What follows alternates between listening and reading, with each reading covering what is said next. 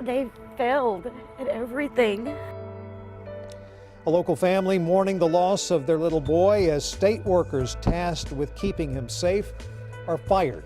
At 5 o'clock, we told you how the Child Protective Services terminated a caseworker and two of her supervisors over the way they handled Colton Turner's case. That boy's body was found buried in southeast Austin several weeks ago. His mother and her boyfriend are now both in jail, charged with moving the boy's body.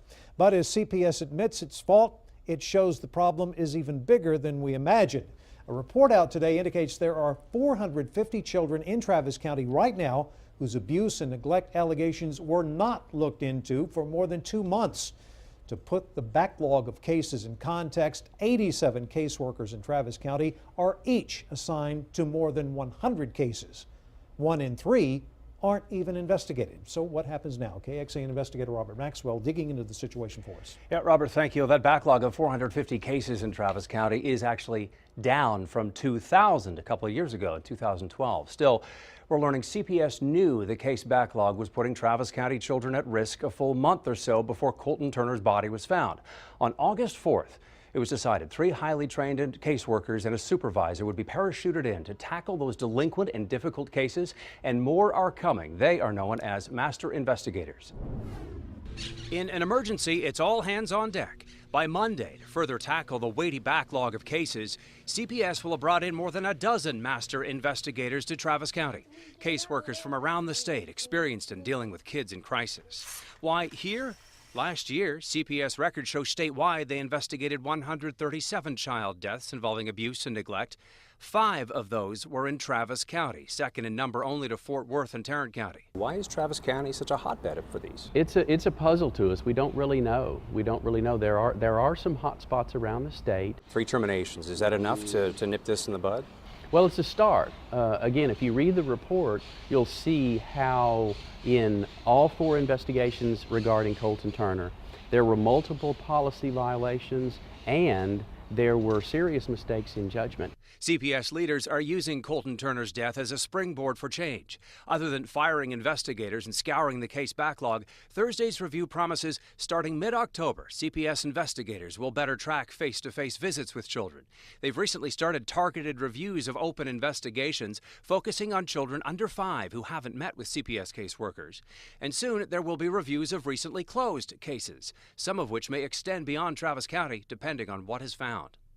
And CPS internally is also reviewing its policies on what happens when a new abuse complaint comes in for a family where there's already an open investigation. They'll be looking at how to manage those files. Robert? And CPS has been under the microscope, of course, before today. Yeah, you'll recall in June, an outside consultant recommended what they're calling safety assessments be done within 24 hours when there's suspected abuse or neglect. The consultant recommended 24 hours because right now it's 7 days. And I noticed in today's report, just 6 pages long, that there's a plan to revise that safety assessment program to the 24-hour period, but it's not expected to kick in, Robert, till about January. Such an important story, Robert. Thank you so much. So who's in charge of this agency, which admits it failed to protect Colton Turner? Former Judge John Specia Jr. serves at the top. He is the commissioner of the Texas Department of Family and Protective Services. Specia was one of the state's first child welfare attorneys. Lisa Black became the assistant commissioner for Child Protective Services in January. She spent years with the agency, running the region around the Dallas-Fort Worth area before taking on the statewide role. Here in Central Texas, Sheila Brown is the regional director of CPS. Since 2007, she has run the day-to-day operations for Region 7, which includes Austin. The issue is wide-reaching, but also hits close to home for many families. Colton Turner's grandmother says she believes CPS failed her grandson. KXAN Sophia Beausoleil spoke today with her. Robert, this family is extremely heartbroken. They say every new detail is painful. We met up with Colton's grandmother and great-grandmother in Cedar Park at Colton's memorial near the police department. Now, she says she had no idea about all the allegations that her grandson was being abused. And Kim Vittery's son is Colton's biological father, Brandon Pelfrey. Now, she says it was a challenge just to see her grandson, and the last time she saw Colton was in May. The ones that knew that it was going on should have done something. 'Cause, I mean, I wouldn't have stopped until something was done if I knew. I mean, it was just a baby. She says at this point she just wants to see justice for her grandson. Now, we also spoke with one of Colton's aunts. She filed a report with CPS in May about the pictures of Colton with bruises. Earlier this week, she spoke to lawmakers on a child protection committee about new legislation to protect kids. It would be called Colton's Law, and you can read more about it on KXAN.com.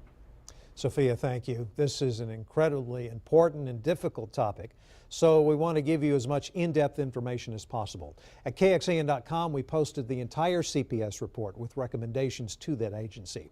Plus, we have a timeline showing each investigation into Colton Turner's case.